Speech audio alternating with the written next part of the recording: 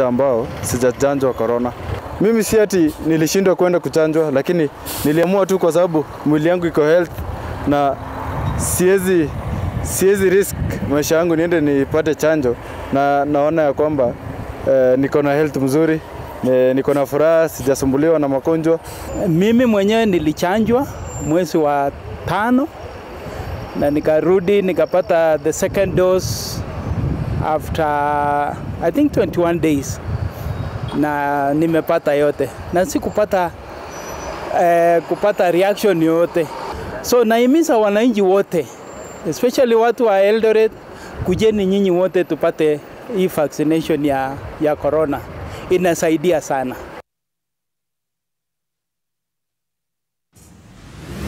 Those are the sentiments of some of the residents of Baringo and Eldoret in as far as vaccination is concerned. And clearly you can see a majority wish or prefer to stay away from the vaccinations. And they have stated their concerns and would like to understand why exactly, even as we give you these facts that you seem to really want to hear more of. So, to help us understand more about the pandemic and the life beyond the eased restrictions that we are seeing across the world and right here in Kenya, in studio I have Professor Julius Oyugi, who is a virologist and the Director, Research, University of Nairobi Institute of Tropical and Infectious Diseases. We're also joined by Dr. Rispa Walumbe, who is the Health Policy Advisor at the AMREF Health Africa. Next to her is Professor Rodney Adam, who is the Infectious Disease Specialist at the Aga Khan University Hospital. Thank you for your time. And of course, joining us virtually, we have Alan Maleche, who is the Executive Director at Kelin. Thank you all for your time this morning. And clearly, we start off on the vaccine apathy, which clearly, going by the story we saw in Morocco and right here in Kenya, we are seeing a lot of it. Coming from a clinician's point of view, Professor Adam, it has been said vaccines provide 10 times greater protection against COVID infection. But still, we see people saying, I will not do it. It makes me sick. I don't know what it will make me suffer from. Just underscore the facts about vaccines and the protection therein. Yes, the vaccines, there's no vaccine that's 100% effective, but they're in the 80 to 90% range of effectiveness, and for severe disease, even higher than that. And even the side effects, all of the major side effects are much more common from naturally occurring COVID than they are from the vaccine. And despite what is occasionally said, there's no good evidence for long-term disease after the vaccination. But after COVID, many people who recover, especially those who required the intensive care unit, are suffering for months, and we don't know how long that's going to be. So yes, the efficacy is not perfect, but it's very good, and it's a way of substantially protecting yourself and your neighbor. And definitely it has been said if you are vaccinated, the chances of you getting severe disease are lessened, and perhaps even the long-haul disease is lessened. Is this what you're seeing in the patients you're seeing? That is correct. It's a substantially reduced risk. Okay. After having the vaccine.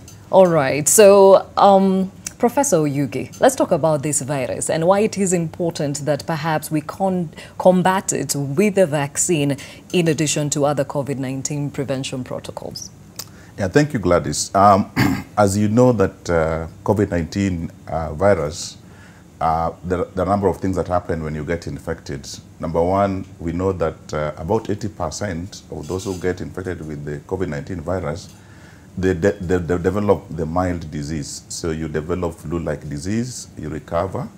That's not bad enough. The problem is there's a small number of people who, when they get infected with the COVID-19 virus, they become seriously sick, they end up in ICU, and some of them die. So this is where the greatest problem is. For that reason, it is important that we protect the lives of our people by, number one, making sure that we encourage people to get vaccinated. which is now actually the only tool that we have to protect us against this COVID-19 disease. So it's important that we encourage people to get vaccinated. So how do we combat the virus by using vaccination? Perhaps you can talk to us about how we've seen different variants and why it has been seen that the vaccine would be a good way to ensure that you reduce on severe disease. So if you think about when COVID-19 virus came around from China, initially we had one virus. Then over time, this virus actually has changed. We have had, I think, about 4 variants now. There was the UK variant, South African variant, Brazilian variant, and then the Indian variant that we are calling Delta variant. Of these variants, Delta variant became dominant, meaning that it is the only variant that is now circulating across the globe and causing disease and death among those who are infected.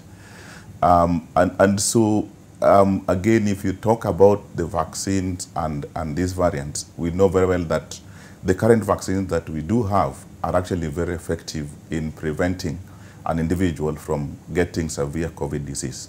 So we need to be vaccinated to prevent ourselves from getting severe disease. One point that I really have to make here is that when you get vaccinated with the current vaccines, you can still acquire the virus, but you may not end up with severe COVID disease. Yes, that is important to underscore. Dr. Risper, you've had concerns there saying, I was fine, I got the vaccine, I got sicker. Perhaps we need to understand why this happens. And of course, there is a craving for more information about vaccination, right? Yeah. No, thanks so much. And I think, you know, both professors have really outlined some of the issues that you see in the clinical setting. And I think a lot of the people who are worried or afraid don't understand, like, on the other side, actually what happens when you receive a patient who is gasping, and at your hands, you know, you have nothing to help them because your systems are overwhelmed. But I think people also need to understand how exactly vaccines work, right? So as he said, it's really clear that, you have certain side effects with vaccines. But I think in terms of how we communicated just generally about the virus, first of all, and then also about vaccination, there was definitely flaws in that. How we engage with the community, how we, outline the issues to expect. But also, even when people started to get the vaccine, there was a few peaks here and there saying that there was miscommunication about what the actual side effects are. And that's something that is a challenge actually worldwide. As you can see, you talked about Morocco. That's something that's happening worldwide. But I think in terms of how we can communicate, I think community engagement is a really critical strategy. But I think also we focus so much on initially vaccinating the elderly, which, rightly so, based on the information available, those are the people who are most at risk. But then as we look long term in terms of, how we can stop the spread or curb the spread, young people are actually responsible for kind of carrying this, because we want to make sure that as many people are vaccinated as possible. And I think now, if I'm not wrong, anyone above the age of 18 is allowed to get the vaccination. So that's something critical that we need to really, engage with young people, especially because I think we saw the young gentleman who was like, I'm fine, I'm not sick, why would I want to get sick? So I think even that, the way we break down the information with communities and the way we even champion how we fight this virus, because we've been fighting it for almost 2 years now. And we're in battle mode, but we're not understanding that this vaccine is actually the key to kind of help calm things down. Okay. Now, before I get to Alan Maleche, Professor Oyugi, perhaps you can remind us on how the virus or the vaccine works. When it enters your body, why is it that it causes symptoms like as if you've been infected? So, thank you very much, Gladys. So how the vaccine works, the vaccine actually contains a component of the virus, which if is injected in your body, will make your body to behave as if they are seeing the real virus itself, but it is not the real virus. And it is natural that when your body sees something foreign, the body produces a reaction to get rid of whatever is in your body.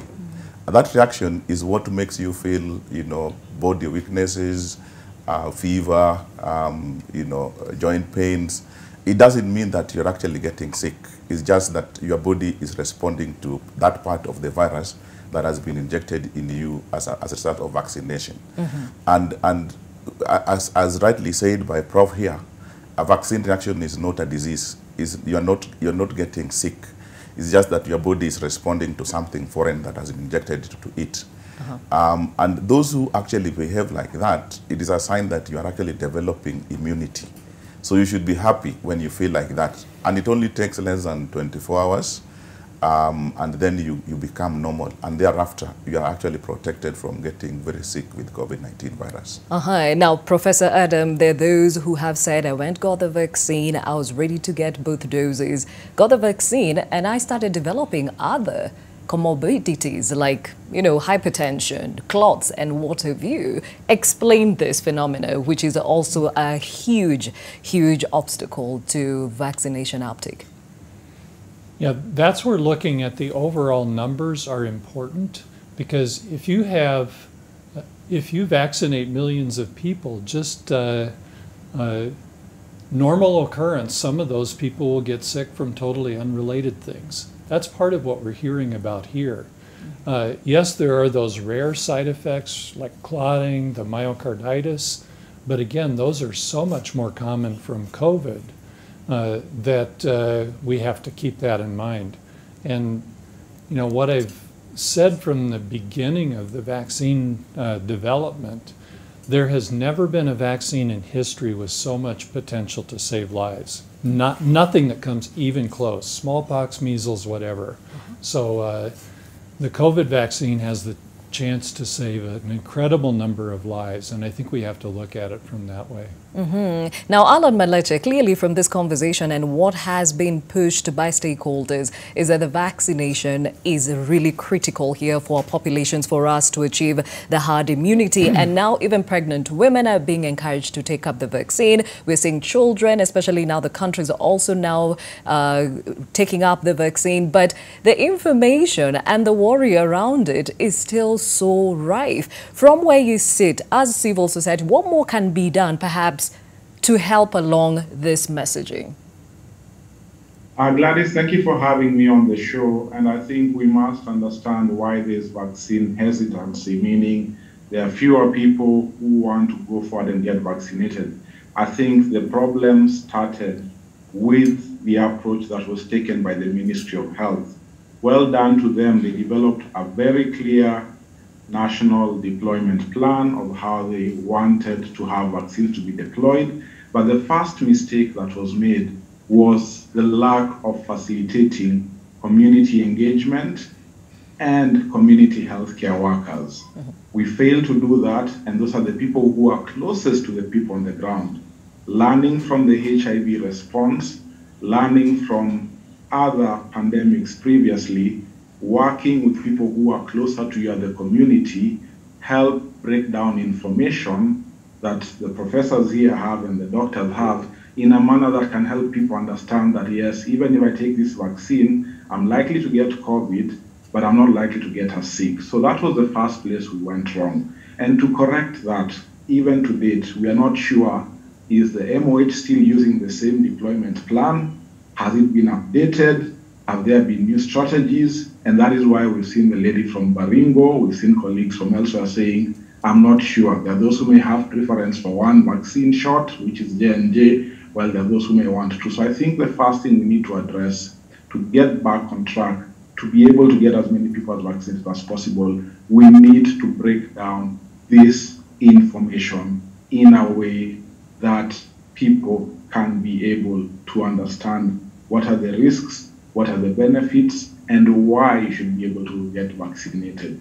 That is where the rain hit us, and we still have not gotten out of the woods from that. So, Alan, are you saying perhaps let's use the common vaccinations that we see? Polio, for example, we see messaging on our screens. We keep being told this needs to happen, and the reason why it keeps happening all the time. We've seen community health workers used on the ground to ensure that this messaging gets to the mothers and the children, to ensure that the uptake is good. Is this what you're seeing that perhaps would help along with the vaccine against COVID? I think it will help a lot, because if we look at the example of polio, we at a point had eradicated polio in this country. But when we were told there's an outbreak, even for those of us who have children and had already been vaccinated, we saw the importance of having them to be vaccinated. But in this case, I tend to feel the messaging by MOH has not been sufficient. There is sufficient funding from donor governments, from people from multinationals to be able to pass this information. Why that is not happening both by the national government and the county governments, and trickling it down through our community health workers and our community health systems, is not clear. And so unless we get that messaging through, we will still be lagging behind with a vaccination rate of 6.9%, while other countries are moving at 60, 70, or 80% rate of vaccination. Of course, there are factors such that they have already access to vaccines before us, but we can do better than what we're doing now. More efforts can be done, not only in messaging, but strategically placing vaccination sites where there are people, where there are social events, where you're likely to get people, rather than expecting people to come to you. There needs to be some more effort to get more people vaccinated, because that's the only way we can get slightly out of the woods or be in a better position as a country to have less people dying from COVID. Okay, now when we talk about vaccine apathy, the converse is also true, because there are those who want to be vaccinated, but some countries, as you mentioned, Alan, do not or are not equipped with enough vaccines, what we're calling now vaccine inequity. Some countries on boosters, others still struggling. Our country, 6.7% is the much we've been able to do. From where you sit, RISPA, what more needs to be done to ensure, saying that we have a global pandemic, how can we ensure that everyone is catered for so that we're able to all bring this infection to an all-time low? That's such an excellent point, because I think sometimes, when you're looking just at Kenya, you might think that, it was just a lag with the Kenyan government just not giving vaccines. But when you look at it from a global perspective, we were looking at a situation where high-income countries were, running the race to catch up with getting all the vaccines, and they mopped up so many of the vaccines. And I think one of the things that we need to remember is also that for a very long time, from the beginning of the pandemic until, even now, where we talk about vaccines, a lot of the time Africa stood alone. Africa stood alone in terms of not being able to access vaccines, but even initially not being able to access testing kits. We were in some cases literally begging. And now when you look at the conversation around vaccines, high-income countries and some of the upper middle-income countries have, there's in a situation where they've managed to even vaccinate up to 60, 70% of their population. But when you look at low-income countries and low-middle-income countries, you only have about 20%, right, of people being vaccinated from those countries. So when you're looking at those numbers and you're looking at even just how we're even preparing for the next phase, we're trying to target by the end of the year, of course, 40%, which is, I think that's ideally at the end of the year, we should have 40% from lower middle income countries should have access to the vaccine and have at least gotten the first dose. The first and foremost, I think, in terms of ending vaccine injustice, because it really is, this is a life-threatening, the pandemic, and we're trying to curb the effect of it. The first thing we need to do is actually, call out, these countries who are looking at booster jabs, right? And you have people who have not even received the first dose. So in terms of accessing that, that's something that's really critical. But in addition to that, you also need to look at it from an entire policy perspective in terms of even long-term manufacturing, where we want to be able to ease the ability of Africa to actually manufacture its own vaccines. That's another thing we really need to have a critical discussion about, because I really want all of us to look at this situation that in the future we need to be more sustainable. We need to be more self-resilient in terms of how we look at combating some challenges, whether it's a pandemic today, it could be a drought tomorrow.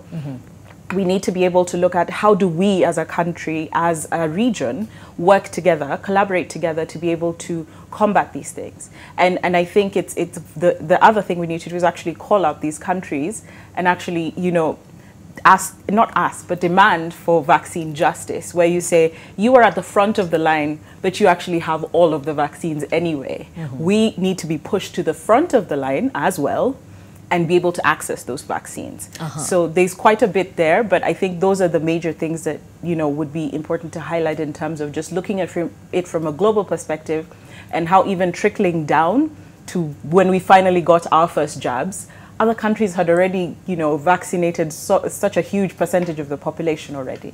Okay, and speaking of a vaccine or the business therein, because that's how it's also being looked at. For example, the other day, Moderna announced their third quarter sales of US $5 billion. US $5 billion. That is how much they've made. And of course, the other call to action was share the patents, then the rest of us might be able to produce this for our own countries. Dr. and Professor Oyugi, is this possible in this country? So I think, again, when you look at people who develop drugs and vaccines, naturally they patent their products, and basically to protect the resources that they use in developing these vaccines or drugs. And for some times, if you look at many diseases, including HIV and COVID-19, when the drugs for HIV were first developed, remember they were very expensive. And then even COVID vaccines, although we are told that they are not as expensive, but they have a cost attached to them. And if you look at COVID-19, for example, now, everyone is at a risk of getting COVID disease. So which means that third world countries and like Kenya and many countries in sub-Saharan Africa, if we are not empowered to actually produce our own vaccines, we are going to be having a problem. That is number one. Number two, we have to actually fight to actually remove this idea of once somebody has patented their product, whether it's a drug or a vaccine, they should give rights to other countries to be able to make those drugs cheaper, like what we had for HIV, the generic drugs for HIV.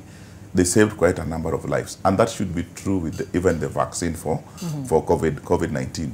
Now, if you look, you are talking about the profit from the vaccines in the US. It is true they're making a lot of money because everyone in the world needs these vaccines. How about the poor countries in Africa? We are not making any money out of these vaccines, and yet we are actually exposed to dying of COVID-19 just like anyone in the US or in UK. So I think we need to sit that down as a global community to look at how, if there is a pandemic like what happened with COVID-19, how do we distribute either vaccines or drugs in a way that no one is left behind? We should look at the costs. Should we have these vaccines or drugs almost at a free cost so that they are accessible? Because the problem is accessing these products to everyone in the world. I think that is a conversation that we need to take moving forward. Alan Maleche, your thoughts? Thank you, Gladys. This is quite a rich conversation, and I want to start from the point where a few months ago, our head of state stood boldly before us and told us that by the time we hit December this year, 10 million people would have been vaccinated. And my view is that for the head of state to boldly make such a statement, he must have had high information around where we are going to get vaccines and how we are going to be able to get them. Right now, we only have 1 million or 1.8 million people who are fully vaccinated. And yet we have received so far 8 million or 8.9 million vaccines. So there's a disconnect there, notwithstanding the important things that the doctor has mentioned around vaccine apathy that I'll come to, but that misunderstanding or that gap is something we need to interrogate. What is not adding up from what the president committed to where we are with the numbers, and what do we need to be able to get there to be able to get to the right numbers, because this is extremely critical for the safety of our nation. And we need one to ensure, as we promised, to vaccinate 26 million people by the end of 2022, then more effort needs to come in. So even at the local level, we need to be able to interrogate that. The second point I want to make around vaccine apathy, and even before I go about who's vaccinated or who, I think the racist thing we have seen is where countries that donated vaccines to us then decided that those vaccines are not recognizable. In your country, if you're traveling, they would say, we don't recognize vaccines that we have sent to other countries, and so they are not eligible, and they would consider you not vaccinated. I believe that is racist, and I believe that's extremely wrong, and that is some of the apartheid we're seeing between the high-income countries and the low-income countries. Now, we have a document called the Intellectual Property Rights Agreement, probably called as TRIPS, Trade-Related Aspects of Intellectual Property Rights. That particular document that is signed by all members of the World Trade Organization allows, during emergencies, and I want to believe COVID is an emergency, it allows waivers that you lift the restrictions around intellectual property rights to allow for the transfer of technology, to allow for the transfer of knowledge, and not just say Kenya manufacture, but you tell Kenya, this is how you're able to go about it because this is a public health emergency.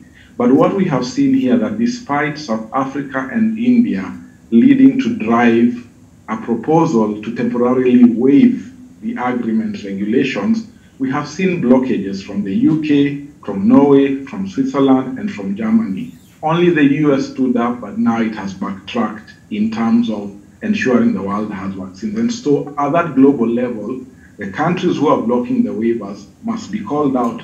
The countries who are sending donations and tracking on them must be rolled out. And we even have countries that have already approved vaccines for 5 to 11-year-olds, while there are many people who remain not able to access vaccines.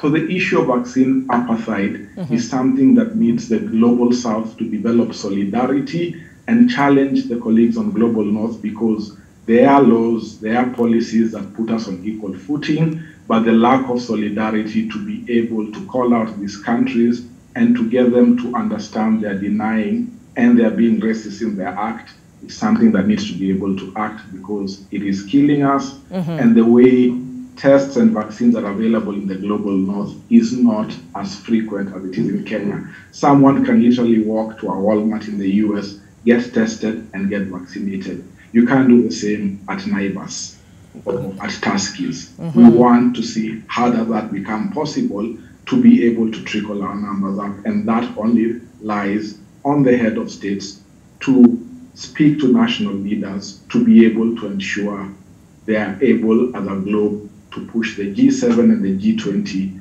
to get the world fully vaccinated as quickly as possible, because no one is safe until we're all vaccinated. Very well said. Now, Professor Adam, there's somebody who is asking here to reiterate how, if you have seen the same, the infection rates amongst pregnant women and children, or are we still looking at the older generation?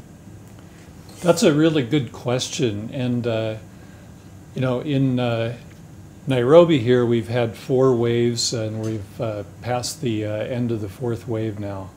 But in the 4th wave especially, it was a time when we were seeing severely ill pregnant or postpartum women. And that was something we didn't see in the first round. It was mostly the older people and those with diabetes and other kinds of health problems. But in this last round, we were seeing younger people, 30s and 40s, with severe illness, pregnant women, postpartum women. So that presumably is an effect of the Delta variant, which led that last surge. So yes, it's happening, and it's clear that pregnancy is a risk factor, and that's anybody who's pregnant or even hoping to become pregnant should be high priority for receiving the vaccine. Now, children have been called carriers, and that's why the West is very keen on ensuring they vaccinate them. Are you seeing more children in the pediatric wards coming in with COVID-19? The numbers of children in the hospital are not that high, but remember that if you look across the population with hundreds of thousands, yes, there are children who get severely ill. And yes, there are children who are transmitting it within their families and with their other social contacts. Okay, now I like what Stella here is saying. We are talking about a life within eased restrictions. The curfew was lifted the other day. Lockdowns are no longer here. And the question is, when you talk about vaccine apathy, there's something else we are missing out on. The vaccinated people who are walking around as if they are untouchable. They are Superman. They cannot be infected or reinfected by COVID-19. Dr. Risper. And again, this comes back to a communications thing, right? Just how you relay information to people, because people were very excited. For those who were ready for the vaccine, people were very excited. And once they got it, of course, you know, all open the floodgates. I can now do what I need to do. And people were very excited because, remember, again, we've been in battle mode for almost 2 years. And you could hear the jubilation online about once the restrictions were eased. But I think, again, just reminding people, just putting people in, you know, grounding the situation. Again, I look to, you know, my fellow colleagues in the clinical setting who see these things every day. We're still fighting a pandemic. We're still in the heart of a pandemic. And even though you are vaccinated, you are still encouraged, you are still, you know, it's almost an obligation to protect yourself, but also your community. Because as much as, yes, you may not get severe disease, you may encounter somebody who is, you know, not vaccinated and you might pass it on. So what does that mean? That means you have to still do all these things you've been doing. You've been fighting that good fight. You've been wearing your mask, you've been sanitizing, you've been social distancing, you've been washing your hands. All of these things are still really critical. And again, it comes down to the messaging that we share in terms of after you're vaccinated, then what, right? Because even some people after the first dose, they're like, I'm done, I'm good. You know, it still affords us some protection. But I think it's still critical to know that, again, we're still in the heart of a pandemic. There's still a lot for us to do. And even as we go into, you know, the holiday season, I know Christmas is around the corner and people are very excited. But even amongst your family, you would want to still protect them. You would want to still protect your friends and family. And again, this goes back to the young people. This goes back to the people who are, you know, hesitant to take the vaccine. You still should take the vaccine, but for those who have, you still have an obligation to protect the rest of your community. We're not out of the woods yet. That is a messaging today, even as we appraise COVID-19 and how we've handled it as a country and how the world is also handling the same. When we come back, we touch on the impact of scrapping off these curfews and, you know, easing restrictions in other parts of the world, like not wearing masks, because as we speak today, the World Health Organization is saying because of these eased restrictions, Europe is now battling another variant of Delta. We'll be right back.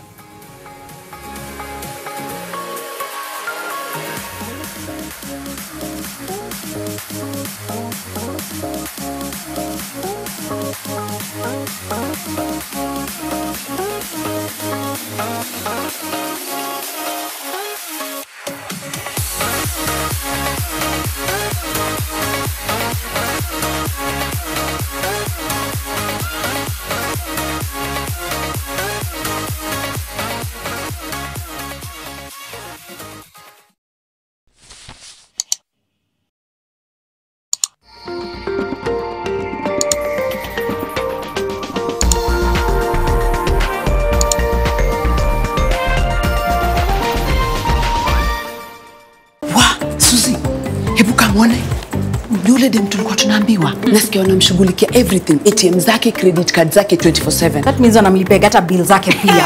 KRA, NHIF, UEFA. Anafanywa zote akiwa ametulia tu hivi. Nasikia hiyo katu hivi. The whole day kwa tablet akifanywa kila kitu. Lakini wanda business yake imegrow hivyo. Lazima kuna bank yake special. With M-Co-op Cash, your banking team is at your fingertips. Visit www.coopbank.co.ke. Click on Internet Banking, select Personal Banking and sign up for free. Did you know at Ruiru Mabati Factory, we offer free delivery within the same day? Did you know at Ruiru Mabati Factory, you can open an account and lipa pole pole at your convenience? Did you know at Ruiru Mabati Factory, you can get customized sizes according to your roof plan to avoid wastage? Call us now on 0111 050 700. Ruiru Mabati Factory, mali safi kwa bei poa.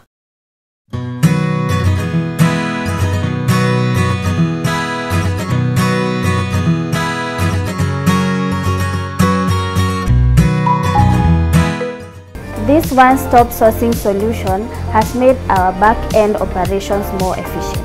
Sandy has helped us to focus on growing our business and serving our customers better.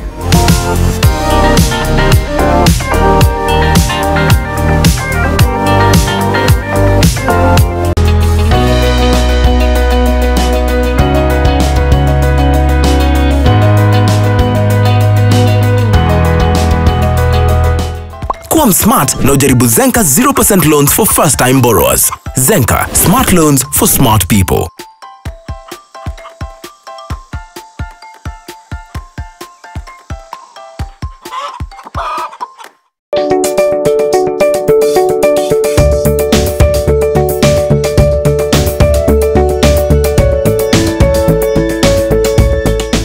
We offer free delivery countrywide and also offer the Lipa Pole Pole option. Enjoy unbeatable offers on our products: box profile from Kenya shillings 420, tile profiles from Kenya shillings 590, gauge 28 mat from Kenya shillings 730, stone coated at Kenya shillings 650. Wa, Suzy, hebu kamwone. Yule dem tulikuwa tunaambiwa. Nasikia wanamshughulikia everything. ATM zake, credit card zake 24/7. That means wanamlipia hata bill zake pia. KRA, NHIF, UEFA. Anafanywa zote akiwa ametulia tu hivi. Nasikia hiyo katu hivi. The whole day kwa tablet akifanywa kila kitu. Lakini wanda business yake imegrow hivyo. Lazima kuna bank yake special. With M-Co-op Cash, your banking team is at your fingertips. Visit www.coopbank.co.ke. Click on Internet Banking, select Personal Banking and sign up for free. Simu moja tu. You and your girlfriend will be behind bar where you belong. Nipate tu more time. I've got a better idea. Alisha, no messy business, remember? Na kama ameenda kwa Karao akawaambia kila kitu, tutaenda. And I for one am too good looking to spend the rest of my life in Langata Women's. Ukijaribu kunishika huko ndo unaenda. Mrembo, tumekuwa tukikutafuta. Umekuwa kujificha wapi? A wanted criminal. Usiporudi in the next 2 hours na kukujia. Unazenda kwa safe house kwa sababu hakuna haja sisi wote wawili tushikwe. Richard, umekufanyia nini haki? Twinkle, twinkle, little star, how I wonder what you are.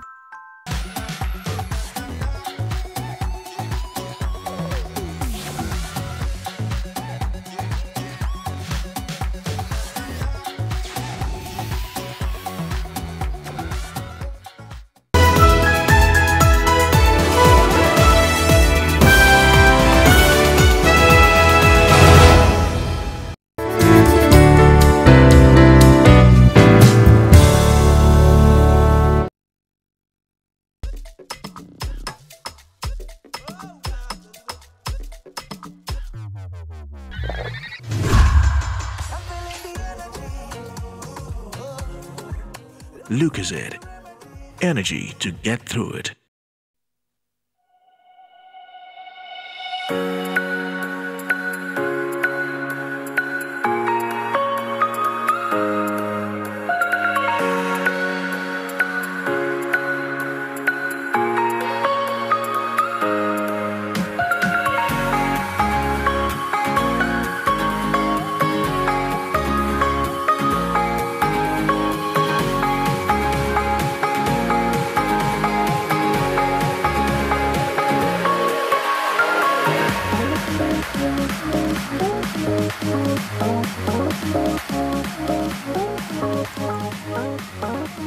Thank you for staying with Your World. My name is Gladys Gashanja. Today we are looking at COVID-19 and underscoring the messaging here that we are not out of the woods yet. Yes, there's ease restrictions around the world, including here in Kenya, but remember, we're still within a pandemic and this COVID-19 remains deadly. Now, even as we embark this conversation, still with Professor Julius Oyugi, who is a virologist and also the Director, Research, University of Nairobi Institute of Tropical and Infectious Diseases. Also with us, Dr. Rispa Walumbe, Health Policy Advisor at Amref Health Africa, Professor Rodney Adam, Infectious Diseases Specialist at the Aga Khan University Hospital, and joining us virtually, Alan Maleche, who is the Executive Director at Kelin. Thank you all for being part of this conversation. Now, remember, our question of the day to you is, with the availability of various vaccines in the country, have you been vaccinated? And if not, why? Talk to us. That hashtag is new normal. I'm waiting for 2 years. If the vaccinated ones don't die,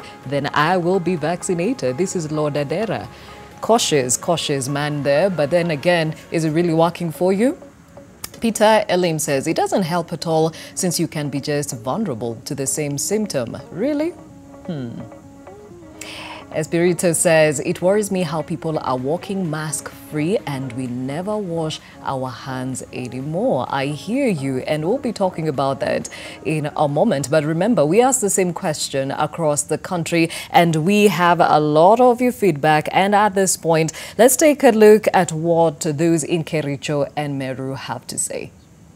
The reasons that I don't believe in vaccine, and still kila mtu wako na different reason hajadungwa. Mwingine anasema ati juu wizi za na I'm still young. Sijadungwa kwa sababu hii cultural na watu hawaamini. Najua kutokana na mentality wa watu wanasema ni haribu fatality. Hii vaccines nasikia zimekuja lakini bado zijadungwa. Lakini by the end of this week maybe I'll get vaccinated. Nini asema for that long? Ni ile kuogopa. Sasa unajua tunasikia AstraZeneca, Johnson & Johnson. I haven't received my vaccine simply because there are myths about the vaccine. Some says it introduce the lifespan. I enjoy life, but I have my dreams to fulfill. So I'd really wish to fulfill my dreams. But given the Johnson & Johnson vaccines, I'll go for it. The reason why I've not been vaccinated is they should vaccinate door to door because some of us cannot reach the vaccination destination. Mimi nilidungwa 3 weeks ago na ilinisaidia. Nimedungwa 2 na bakisha moja.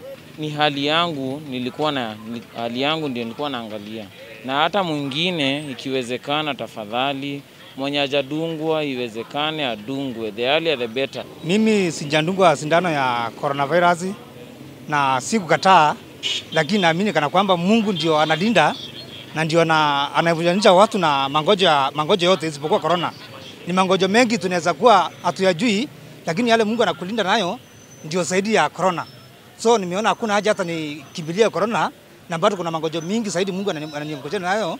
Ile ya muhimu ni kuomba na kujikinga na maombi ya Mungu. Nimedungwa safari ya kwanza, inasemekana na hata vile tunaona kwa udadisi. Si unaona vile Italy walikuwa wamekufa sana, wakati vaccine imekuja, imereduce. Amerika vile wamekufa sana, wakati walipewa vaccine ilireduce kwa wingi sana. Yeah. Sasa sahi hata kama wanakufa ni kama 30% tu, sasa ndio iko corona inaenda kitaramuka. Sasa hata sisi tunataka kujitahidi tudungwe sote tupunguze hiyo corona bwana. Naona kama madaktari ile makubwa wanandungwa, hata watu wale wengi tunakaa nao wamedungwa sindano. Nimeona wamedungwa na hakuna kitu wamekaa. Hata mimi nimesema hata nidungwe. Watu wale wanasema hiyo sindano ni mbaya, sio mbaya. Hiyo sindano mimi nilidungwa na niliendelea mzuri. Bila watu wanasema ni mbaya, sio mbaya, ni mzuri kabisa. Tena wale wamedungwa sindano hata waonekani kwa hospitali sana. Lakini wale wanjandungwa ndio wanaenda hata ICU sana. Kwa majina naitwa Gladys. Umepata chanjo? Sijapata chanjo. Kwa nini? Kwa sababu hii chanjo bado nasikia ina madhara. Watu wanadungwa sindano ya COVID na bado haisaidii. Hata ni juzi tu rafiki yangu amefariki kutokana na mambo ya COVID ambaye alinizungumzia mwenyewe kwa mdomo wake, akaniambia amechanjwa lakini still ikamdhuru na akafariki. Kwa hivyo ogopa. Naogopa sana sana. Unachanja COVID? Bado. Kwa nini? Sijajua mbali zinachukuliwa. Umetembelea hospitali ya Makadara? Bado. Lakini chanjo iko huko, hujahamasishwa ama vipi? Sijajua, sijaelekezwa. Na ukielekezwa utaenda kuchukua? Nitaenda. Have you been vaccinated? No, I have not. Why is that? I don't think if it's important. Why not important? People are dying. People are dying, yes, but of course the vaccine does not help anyone. They're still dying. And most of them, the ones that are dying are the ones that are vaccinated. So why would I be vaccinated? Where did you get that information from? That's my personal research. Yes. But would you like to be vaccinated? Nope. And never. There are several types of vaccines. Yes, yeah, I'm aware of them. But I don't think if it's important that I get one.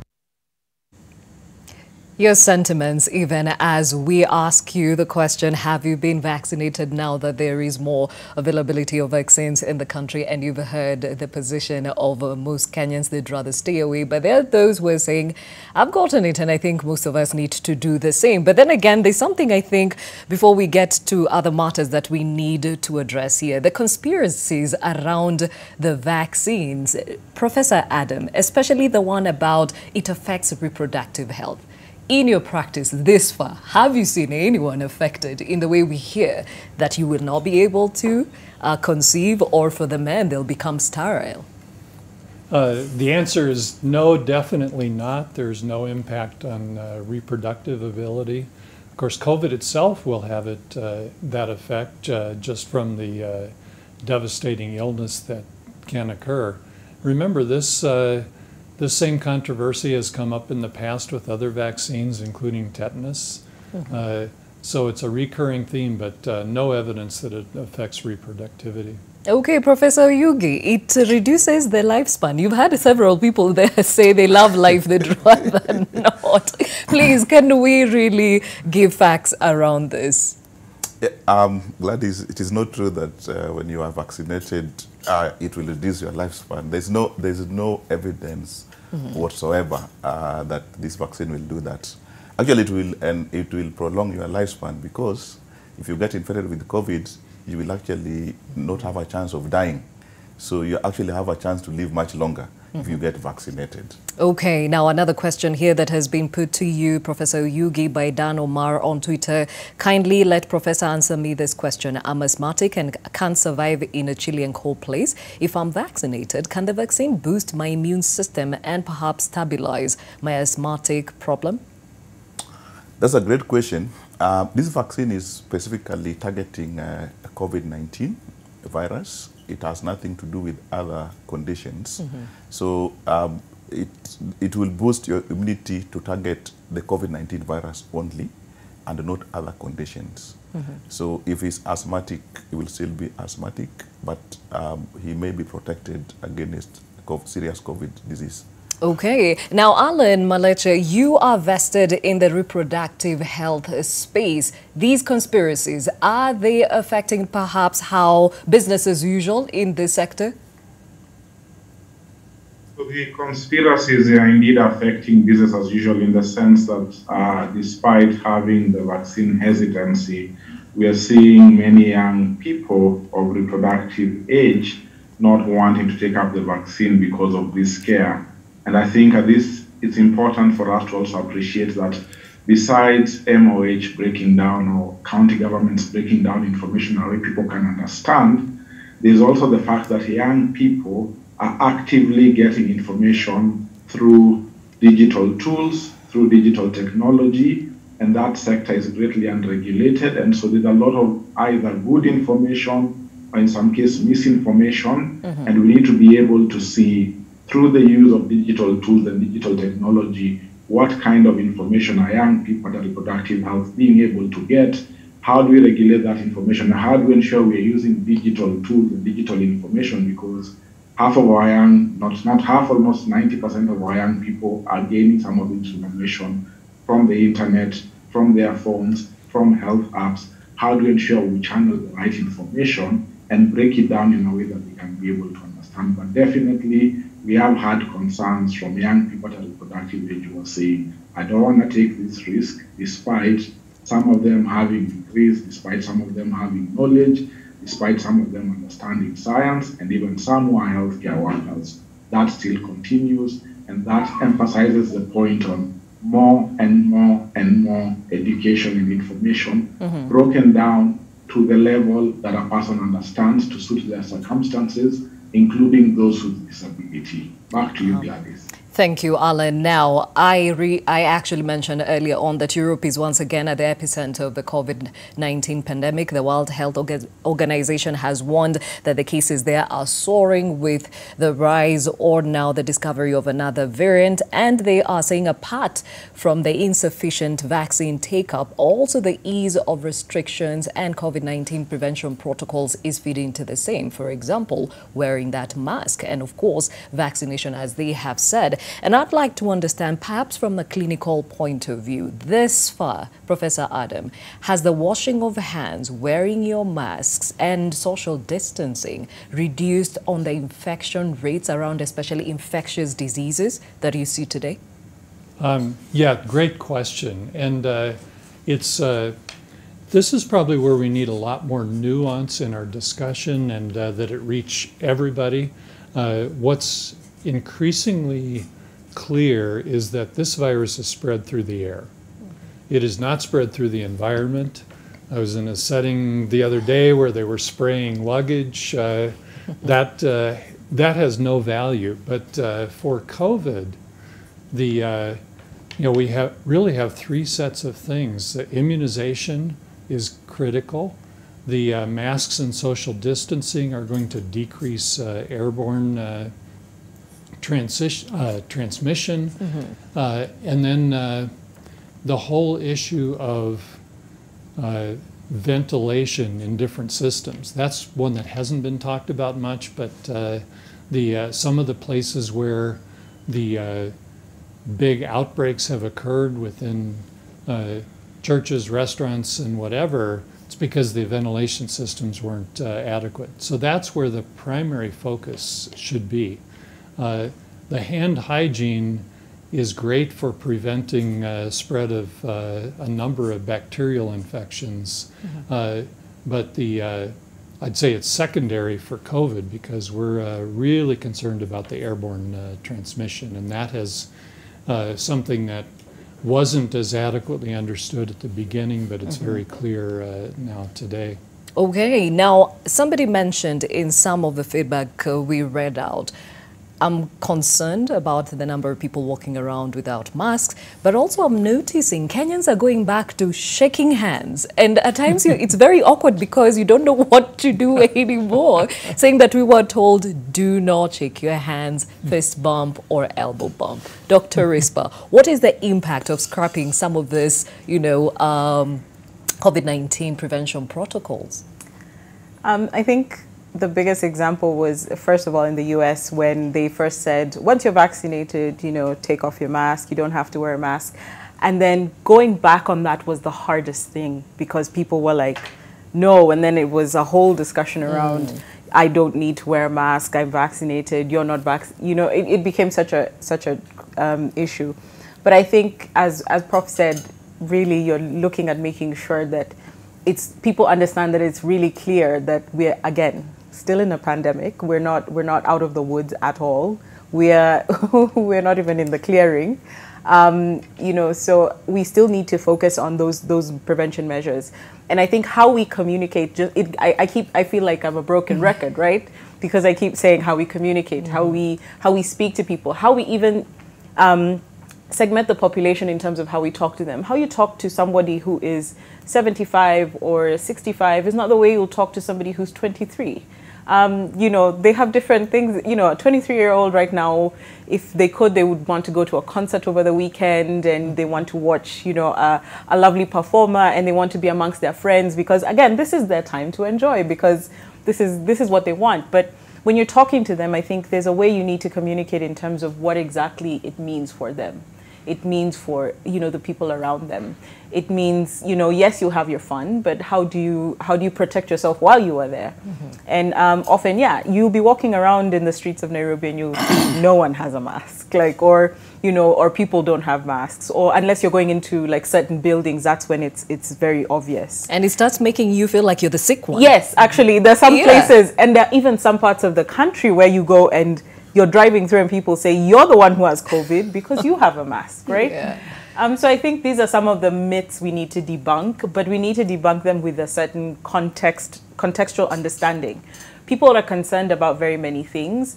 The reason why people are not getting vaccinated, it's different for different people. We saw people are saying different things. Some people, but even I think someone once said that, you know, a lie has had a chance to go around the world twice before the truth has put its shoes on, or something to that effect. Yes, right? yes. So I think those are some of the things that we need to really have a very quick, responsive way in terms of how we package information, how we say what exactly needs to be done.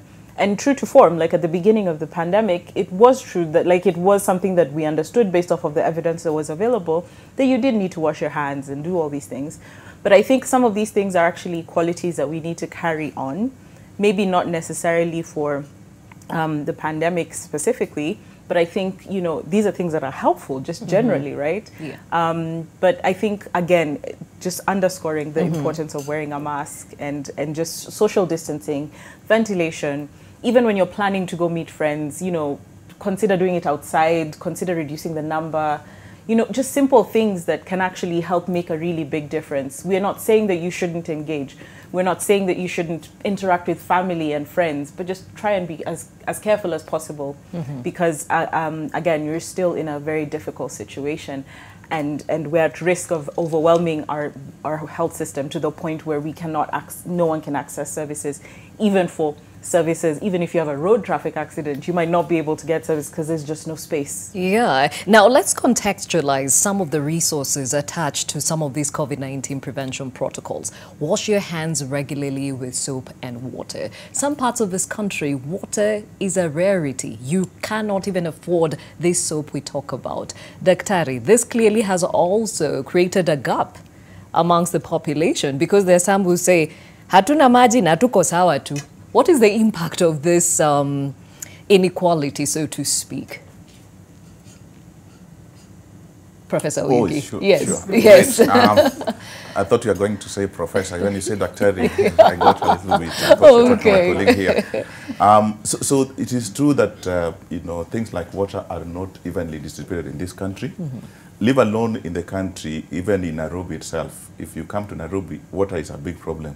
Go to the slums, you know, everyone has to buy water with little earnings. You know, if you earn like 100 shillings in a day and you have a family of 10, you know, children, between water for washing hands for COVID-19 and water used for cooking in the house, what will you go for? So again, such resources are not equally distributed in this country.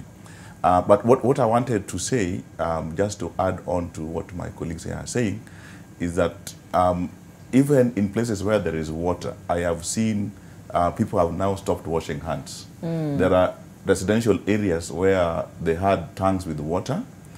If you are getting in, you had to wash your hands and get in. Nowadays, they have stopped. They even covered in dust. Yes. Covered in dust. Yeah. So people are slowly changing back to where they used to be. People are getting this false notion that COVID-19 is no longer there. And so they are not washing hands. Actually, washing hands is one of those interventions that people have completely stopped for now. It's only being practiced in very few places. Then the next thing is wearing of mask. Also, since the president announced the lifting of the curfew, you have seen people now think that COVID-19 is not there. A lot of people are even not wearing masks. So if you think about where we are now with COVID in terms of those simple interventions, we're actually backtracking. And we're backtracking at a time when a large population in this country have refused to be vaccinated based on the people you are seeing on TV with various reasons. Yes. We are doing this with very limited healthcare facilities. If we were to get sick, the way people are getting sick in Europe, we will not be having enough ICU beds to take care of these people who are sick. So we really need to sit down and go back to where we were at the beginning of COVID-19 when people were practicing those interventions. Right now we have really backtracked on them. as we speak. Alan, affordability is such a huge thing. Water, soap, these masks we talk about. And some of the countries we have seen have been able to keep the infection rates low because they have these resources at their disposal. How can we bridge the gap going forward? Thank you, Gladys. And to build up on what Professor Yugi has said, it's important that we don't backtrack from the basics, wearing masks, washing hands, keeping social distance, because we are not yet out of the woods. But I would want to say the countries that have invested in health, they have prioritized clean water, they have prioritized access to nutritional food of good standards, they have invested in housing, they have invested in social protection, are the countries that are thriving in the COVID period, because these are the things that people need to be able to survive during a pandemic. And because some of these things have not been made available, people have developed a level of fatigue because they need to address their socioeconomic needs and they need to be able to get out and to be able to do so. And so by the government not having a cushion for these issues, then that is what is causing a gap, because people need to go out and fend for themselves and they feel the lockdowns, the movements are restrictive on their day-to-day lives. Now, what is important, given that now we are getting into the theatrics of politics, would be to understand whoever is running to be the next head of state, what plan do they have to make some of these things an actual reality? Because COVID has exposed the inequalities that exist among us in this country, the inequalities in the health system, and any serious person who wants to lead this country should be telling us what is their plan to do so when they get into power. Because if we're going to make health services affordable, available, acceptable, and of good quality, then we must look at the right to health from a holistic perspective. It's not just about building hospitals and putting people on treatment. We should be thinking about how do we have less people visiting the hospital because they are leading a healthy lifestyle, and what has our government, either at the national or county level, done for that to be able to happen. And just lastly, on what Professor Yogi said, that if we continue to go in this direction of not following rules, our health system is going to be overwhelmed, which is extremely true. But the counter question is, the ICU beds the counties were to put in place, the ICU beds the national government was to put into place, the funding they got from World Bank, from Global Fund, and then even other coffers, what exactly did they do? As I sit here as a civil society representative, we don't have a clear perspective that the investments that came in, did they actually strengthen the health system, or did they turn people into COVID-19 billionaires? I think that's a pertinent question that needs to be addressed, because if we can't use the COVID pandemic to strengthen the health system, and that not includes infrastructure but human resources for health, then we're not going to get out of the woods. Yes, and we are in a country clearly where it's monkey see, monkey do. Dr. Rispa, we have leaders who say follow the COVID-19 prevention protocols, but they are out there unmasked, you know, walking in the crowds, shaking hands, and clearly flouting all these regulations. Talk about the impact of this. So I think, again, even just going back to what people understand or how people receive information, when you see somebody in a position of power or position of leadership not doing as advised, you know, you think that, oh, then this should be fine for me to do. And that's why it trickles down even to the way people are not accepting even vaccines, or people are, you know, saying that, it's fine, or this corona is gone, because clearly we're all meeting in crowds and we're enjoying, you know, we're coming up on election season, we're coming up on a time when we'll be in crowds, we're expecting people to be in crowds, or we're expecting people to be out and about, and this is the time we need to double down. This is the time we need to double down on our measures. This is the time we need to focus on making sure that people are safe. This is the time we need to actually even call out those people who are flouting the rules, as we did it during the early stages of the pandemic. So now we've kind of relaxed. And I think we need to go back to that, because again, who will suffer? The people will suffer. Those are the people who are going to be affected, because while you know, some of these people may have access to, you know, some of the best care in the world, you have access to care based off of the radius or where you live, right? And that is influenced by how much is in your pocket. That is influenced by, you know, how you grew up. That, you know, so many things, right? And I think it's really critical for us to learn two really important lessons from this pandemic. The first one is that regardless of when we talk about economic growth and all these nice things, you know, societies are made of people. People who drive economies, people who drive societies. Mm-hmm. And those people need good healthcare. They need access to care. They need access to, whether it's primary healthcare, secondary or tertiary care, they need to make sure they have access to care. So that means that actually health is an investment, and people need to stop looking at it as something that just drives away funds, you know, that it's just something that swallows all the money. No, when you're actually investing in making sure a healthcare worker is at a station, you're making sure that, you know, someone has access to not only good care, but they also have access to verifiable, reliable information about this pandemic or about any other disease or about any other way to make sure they can take care of themselves. So I think we need to really shift that mindset and make sure that we look at health as an investment, but we go back to also looking at how do we learn from this? Because what do we learn as a country? Do we say that we go back? Because that's the you know, the knee-jerk reaction. You want to go back to how things were because you miss it. It was good. It's what you know. It's what you know, exactly. Yeah. But I think if we don't look at health as an investment, and that investment, of course, we welcome the support from, you know, different external parties. That investment really needs to begin with us as the Kenyan people, but also the Kenyan government. You need to look at health as a critical pillar for your entire society to thrive, to survive, because we've seen what has happened when people didn't have access to basic services. It's not only COVID that people needed to go to hospital for. Women still needed to deliver babies. You still had to make sure people receive their, you know, the antihypertensive medication. Yes. You know, all of these things. These are still things that one system is supposed to do. And you have to make sure that this system can actually be resilient and adapt depending on what's happening in the prevailing circumstances. So, and that starts from our leaders, right? Yes. So going back to it, it's our leaders who really need to, you know, follow the rules, because people look to them.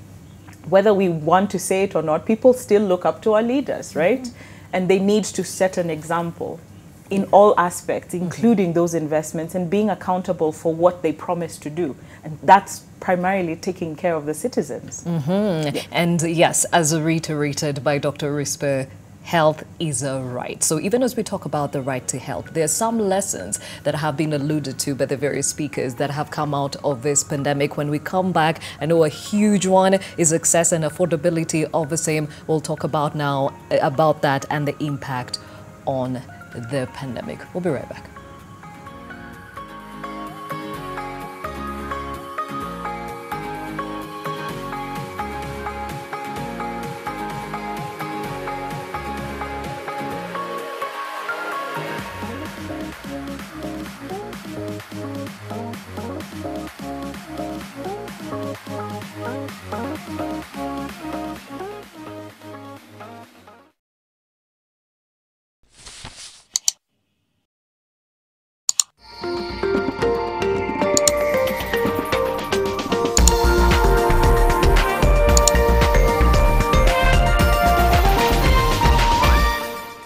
Get the best value for your money by subscribing today for Classic Bouquet at only 899 shillings for 30 days to enjoy 64 channels. Classic Bouquet. Premium content on Star Times. Subscribe today.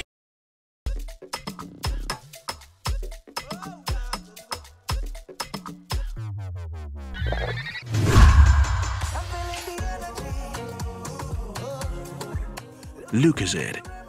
Energy to get through it.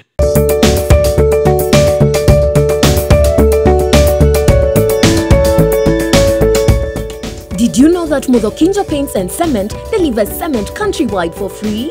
The hardware deals with paints, cement, waterproofing and decorating sundries. Mudokinjo has 17 branches across the country. Mudokinjo delivers reliable, accessible and affordable building materials that are used within all residential houses, factories, office and public buildings for the purpose of decoration and protection.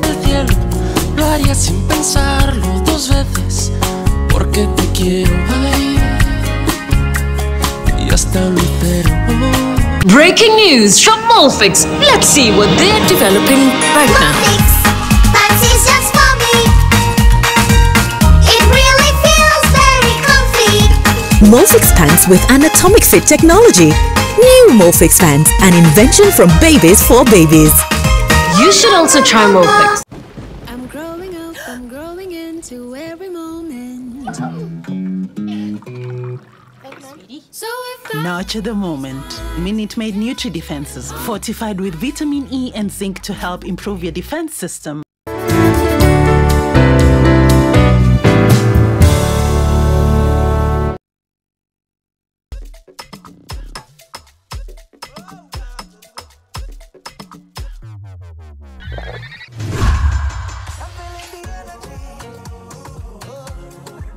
Lucozade. Energy to get through it.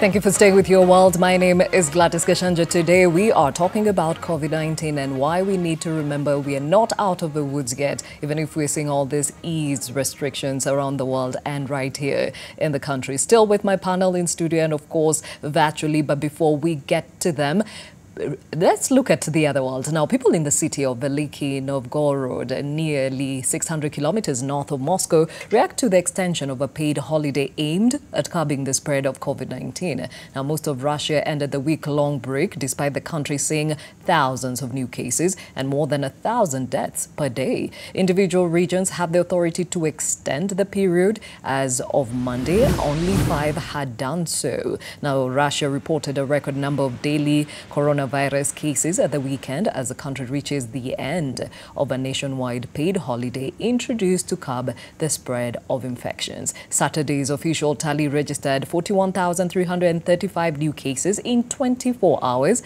and this was the highest number for new infections since the beginning of the pandemic, and the country also reported 1,188 coronavirus deaths during the same period. Now, President Vladimir Putin last month ordered a paid holiday from October 30th to November 7th in a bid to stem soaring infections and deaths exacerbated by a slow vaccination drive.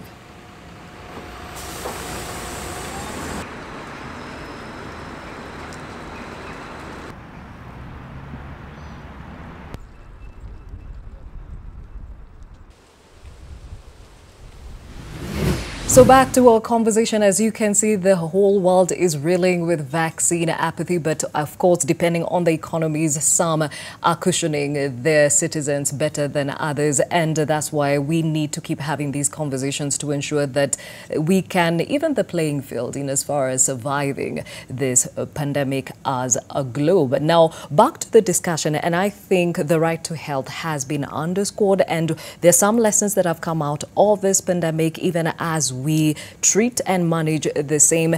And I'll start off with you, Professor Adam. When it comes to the treatment and management of COVID-19, it has been a moving target since March of last year. What are some of the facts and perhaps learning points that you walk away with when it comes to this virus? Yeah, that's a good question, and our understanding has increased. There was an initial idea that if you could give a medicine that would control the virus, that you would make a big impact. That hasn't happened yet, because once the infection has started, it's much more about the body's immune reaction to it. So the one drug that we've had as an antiviral, remdesivir, hasn't met its promise. Now there are oral medicines that are in development outside and haven't yet come to Kenya. We'll be watching that closely. They have the advantage that they can be given early after the onset of symptoms, and that might provide a way of intervention that will be more beneficial. But again, back to immunization, you'll prevent your need for that.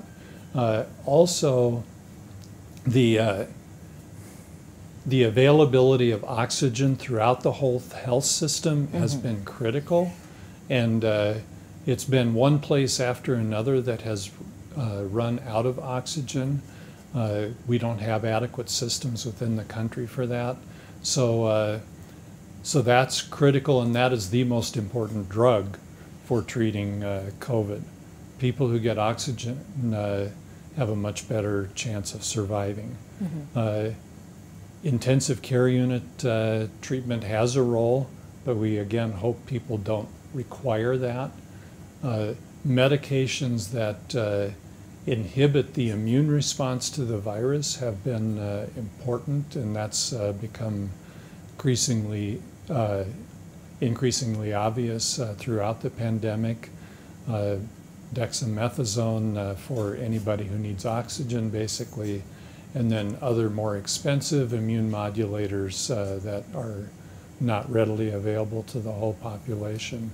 So those are some of the things that we have learned over time that are important.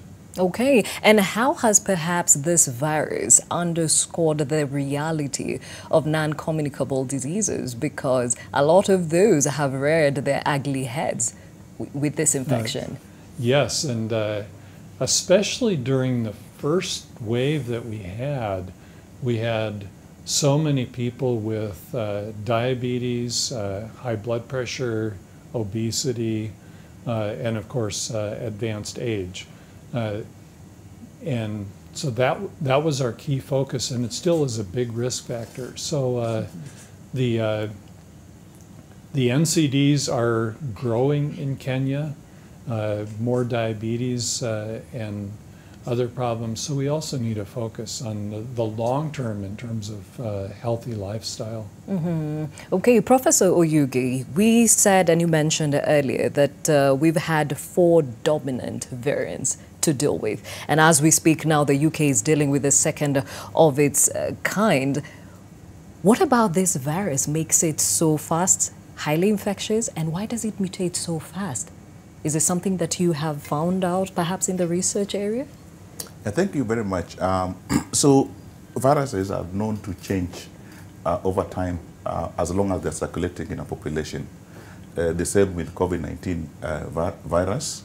As I mentioned earlier, you know, we had the initial virus which had mutated to, I think, 4 different variants. One of them is the Delta variant, which became dominant. But now, the same Delta variant, which became dominant, we have actually seen 20 versions of it emerging. One of it is of concern, which actually emerged from UK, and the World Health Organization is actually monitoring. Is this variant going to be more transmissible? Is it going to cause severe disease in humans? How is it going to play out with the vaccination? So when these variants emerge, they are trying to evade, to avoid being eliminated either by the vaccines or by the immune system. So that's why, as we say, we are not out of the hood yet, because even though we have the vaccines, there's a possibility that there could be another variant which may emerge, which the vaccines may not be able to protect us against. So we have to be monitoring, you know, how these variants are emerging and what effect they have on the vaccines and the disease they cause in humans. Okay, now working with the little we know so far, the UK, the European, part of the world has really battled with COVID-19 and the severe form. It's from there that the rest of the world catches a cold, so to speak. Why? Why these hubs? Why do we have hotspots? So if you look at you're asking why having hotspots now or yes, previously? where we say the UK 2 variants, South Africa another variant, India another variant, Brazil another variant. What about these places? Yeah, so it is actually not known why a variant would emerge from a region. Partly it could be because of the pressure the virus is getting from those who are infected. Remember, as I said, a virus would develop a variant to be able to survive, meaning that it can stay in you even if you mount an immune system. So in places where these variants have emerged, number one, there has been a lot more transmission amongst the people. Number two, we know that people who have low immunity, low ability to fight diseases, the virus stay longer in them compared to those who have good ability to fight diseases. Now, if a virus stays in you longer, like COVID-19 virus, it has a chance to mutate so that another new variant emerges. So if you think about South Africa, for example, HIV has been a big problem in South Africa. Yes. We have quite a critical number of people with low immunity in South Africa. That could have been one of the factors which would have driven the emergence of the South Africa variant. If you think of the UK, the same may not be true. It could have been a different factor, because UK, we don't have as many people with low immunity as, say, a place like South Africa. So there are different factors which come around to lead to emergence of a variant. Yes. Okay, and even as we look at the lessons therein, these hotspots have something others in terms of infrastructure when it comes to healthcare. When you get infected by COVID-19, you can get help, you can access a hospital and you can get treatment. And for some places, it's actually for free. That's not the case in Africa, leave alone Kenya. Talk about the impact of this and the lessons therein. Yeah, so when you look at, people's behavior patterns in terms of even the decision to go and seek care, a lot of things influence that, right? So you'll find some people who even seek care quite late in the game, right? By the time you always want people to show up early. As a clinician, you always want people to show up as early as possible, because that means I can actually treat you, in some cases faster, better, and it'll take a quick turnaround time by the time you're able to walk out of the hospital. But, certain things influence that decision to go to the hospital, particularly in countries where you're not able to, you have to, dip into your pocket to pay for the service, right? And of course, there's been many discussions around that, when it comes to, for instance, within the Kenyan context, looking at, insurance companies choosing to pay for COVID-19 treatment versus not. There was a lot of back and forth, and in the initial stages, some people had access to being paid for, some people did not, and then of course there was an overwhelming just like we will not pay, right? And there's something that we need to think back into how, again, we really look at investing in our healthcare system and how we structure it and how we make sure what are the pillars of our system. So when you look at the healthcare system and you want to make sure that people have, you eliminate one of those things that would reduce their time to get to the hospital, that thing of having to dip into your pocket and pay for services, that's one of the things that I think, initial phases of that were seen in the UHC discussion and the UHC pilot, and of course continuing further, we're looking at even how NHIF is restructuring to make sure that they're able to increase the number of people that are under NHIF, because that in itself is a protection, a form of protection from catastrophic payments. So that means you don't have to make a decision between, should I pay for the service at the hospital or should I put food on the table? Because, if you're having to make such decisions, that means you're actually on the brink of poverty. And for the vast majority of Kenyans, that's the decision they have to make. And so they would rather put food on the table and look for smaller treatments at a pharmacy or at a chemist, so that they're able to kind of see what that means. Now, in the context of COVID-19, that actually means that people are literally scared. So people were scared initially to go to the hospital because they thought that's where you go and collect COVID, right? Yeah. But now people are scared because if you have a situation where you need to, first of all, get into ICU, unfortunately, You know, the cost, just first of all, accessing an ICU bed is difficult, right? Yes, there have been efforts to increase the number of ICU beds, but we still have a long way to go. You know, you still have a lot of things that need to be discussed critically in terms of how people are going to be able to access care, not just for COVID-19, but actually for just the entire healthcare system. And you've had efforts in the past where you have, for instance, free maternity. And that actually, you could see that people are actually accessing services faster because you've eliminated one of those barriers, which is payment. But just because you're eliminating the barrier, it doesn't mean that it's free. It actually means that it's been prepaid, right? And that's something that we need to kind of understand what that means. You know, that means the government has collected some kind of, you know, funds, and they've pooled funds together so that they're able to prepay for a service. And so as we look at future investments for healthcare, you need to make sure that it's not just about the buildings, it's not just about making sure commodities are there, it's about making sure there's a healthcare worker who's adequately motivated and paid, and they have all the tools they need to deliver that service. And you also need to make sure that someone can actually get to the hospital, and you know, they're not worried about those things.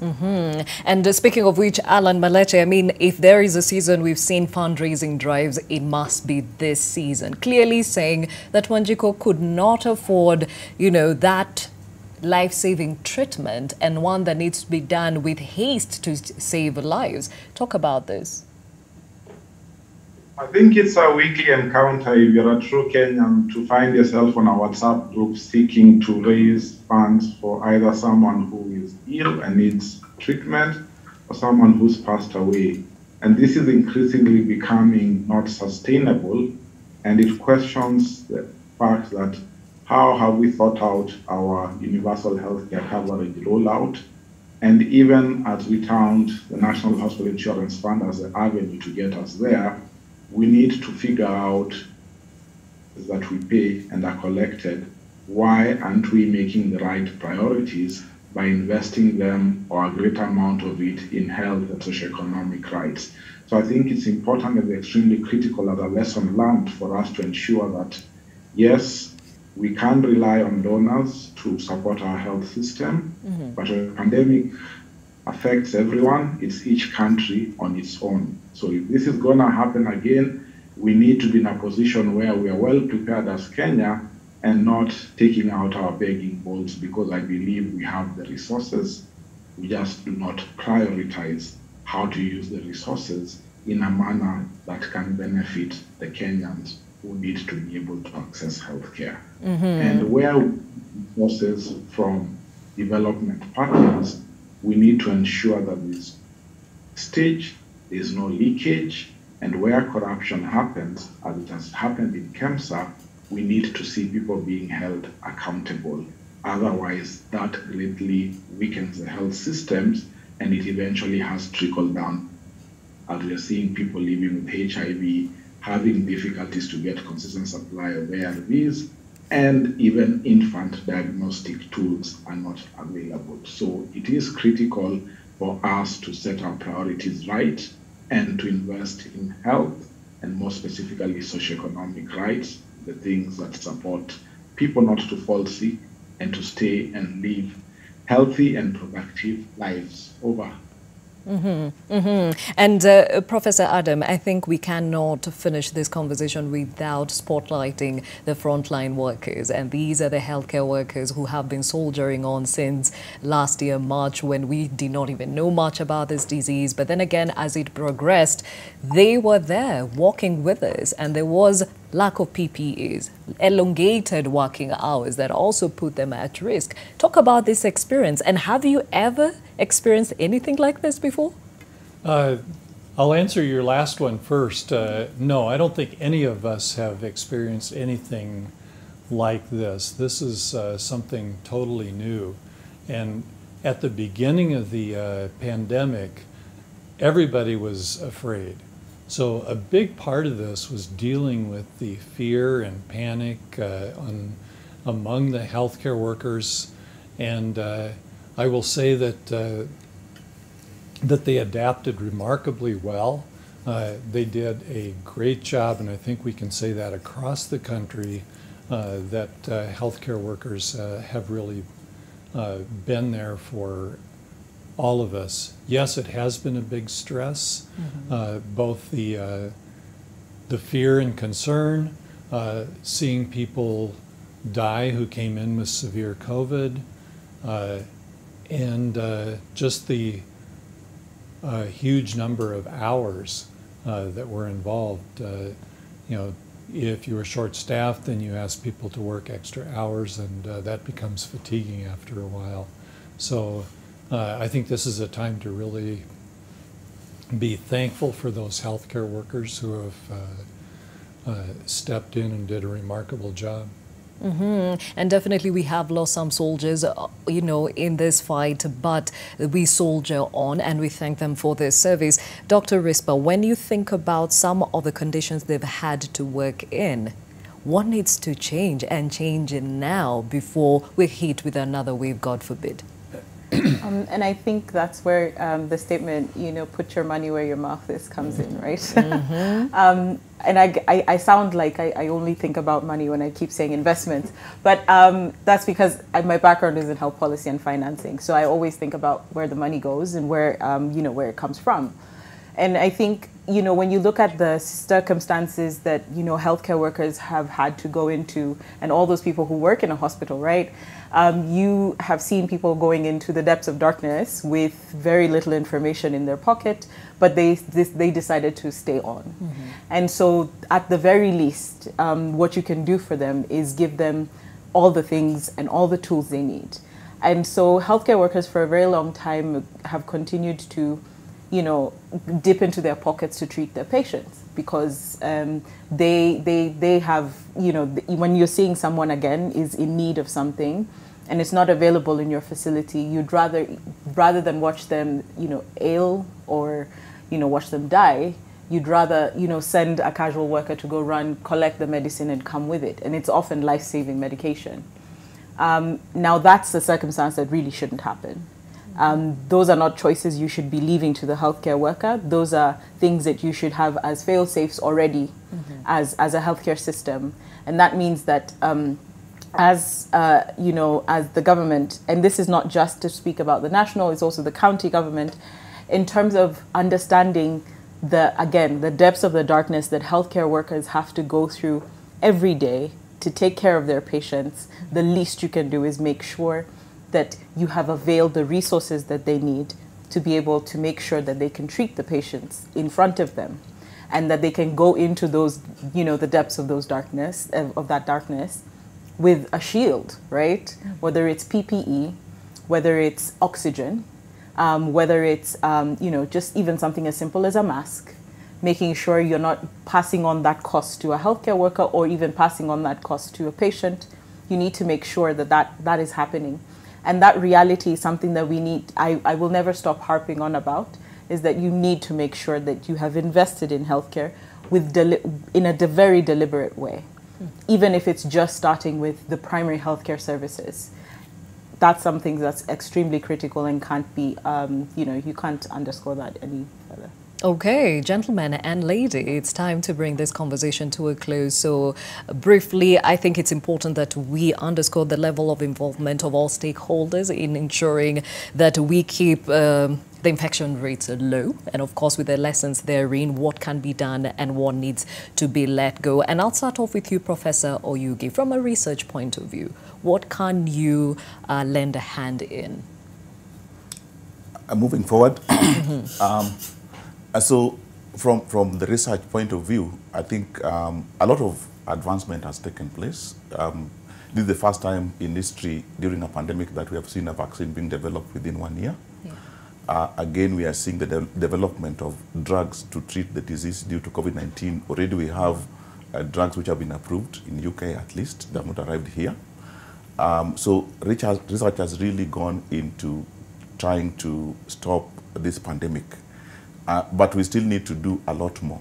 Most of this research are happening in the developed world. Yet, when a pandemic occurs, it has no boundaries. It doesn't know whether Kenya is poor or Kenya is rich. So we also need to invest in research for pandemics, leave alone COVID-19, future pandemics, and they're going to come in future. So the government of Kenya, should consider putting research money to people like us to be continuously doing research to develop diagnostic tools. Remember that was one of the biggest challenges we had at the beginning. Yes, yes. They should also invest in setting up, facilities which can actually make vaccines. We can do that here if we can get permission from these multi-international companies that develop these vaccines. But even ourselves, Gladys, we can actually also develop vaccines. It's just that we have not been empowered financially to do that. So we really need to invest in our own local scientists and infrastructure to develop these tools. Yes. Professor Adam, from a clinician point of view, how or what can we do better going forward? From a clinical point of view, first of all, start right from the beginning and use an evidence-based approach on all of the patients. We don't need to worry about depleting their pockets for treatments that really don't have any added value. We have the added value of getting an early diagnosis and appropriate treatment. Again, that's oxygen for anybody who needs it. That's the most important drug. And we know enough about the pandemic now that these basics are going to be the same for everybody who comes in. If they're diabetic, we need to treat their diabetes during the illness and then afterwards. So it's really going back to the basics of what we know about the illness and what's appropriate treatment. Okay, and from a policy point of view, briefly, Dr. Rispe. I think the advice I can give, just not looking at it just from Kenya's perspective, but also looking at it from Africa's perspective, is that in the past, 1 and some years, we rallied together as a region, and we made strides that we, wouldn't have seen under normal circumstances. And this abnormal circumstances actually forced us to grow and grow together. And so as we make sure that in the future we're looking towards resilience, we're looking towards self-sufficiency, understand that we worked as multi-sectoral. We saw different ministries sitting together on one table to make plans on how to combat this pandemic. Let that not stop. We are still, again, we're not out of the woods. So we need to keep going. We need to, all those methods, all those things we applied, all those investments we put in, let's not forget them, and let's make sure we can sustain them. Because from a policy perspective, what you do want is to make sure that all the policies that you saw as beneficial, and the government is best placed to know which those are, because they have all the information from both the public and private sector. They have the ability to decide on this is the best way forward. And I would just say that in terms of moving forward, you really have to make sure that you focus on how can we as a country make sure that we are resilient. We are not always looking towards, other parties to make sure that we are able to fund our healthcare system. Even with the little that we have, we need to make sure we're as efficient and as effective as possible. And if we can do that, then, that's a world of difference that we can make. Okay. Alan Maleche, the civil society plays a huge role in this journey that we're still in. Your parting shot briefly. My director tells me I need to end this. One point has to be made so that we to support Professor Adam in getting evidence-based treatment. If we support Professor Oyugi to be able to get money for research, and if we leave the dream of RISPA to have resilient systems, we need to do is that we must promote transparency and accountability on how we use our resources, and we must seek to prioritize health as a global good, as a national good, for us to be able to prioritize our citizens. Without prioritizing health, without prioritizing money to go towards building our socioeconomic system, we will not be able to get out of the woods, and we really do want to get out of the woods. So this is a clarion call to our national and county governments to prioritize our taxes towards the things that we know work towards strengthening the health system. Thank you, Alan Maleche, Executive Director, Careline, Dr. Rispa Walumbe, Health Policy Advisor, AMREF Health Africa, Professor Rodney Adam, Infectious Diseases Specialist at the Aga Khan University Hospital, and of course, Professor Julius Oyugi, who is a virologist and also the Director, Research, University of Nairobi Institute of Tropical and Infectious Diseases. Gentlemen and lady, this was a very enriching conversation, and we pray that the nuggets that were shared here will be taken up by the different stakeholders and made a reality. Now, tomorrow, we focus on weight gain through fitness and nutrition. Believe it or not, there are people who have a hard time keeping the weight on than off. However, in both scenarios, it needs to be done in a healthy way, and that is why I shall be joined by a fitness and nutrition expert to give us some tips. So see you in the gym tomorrow from 7 a.m.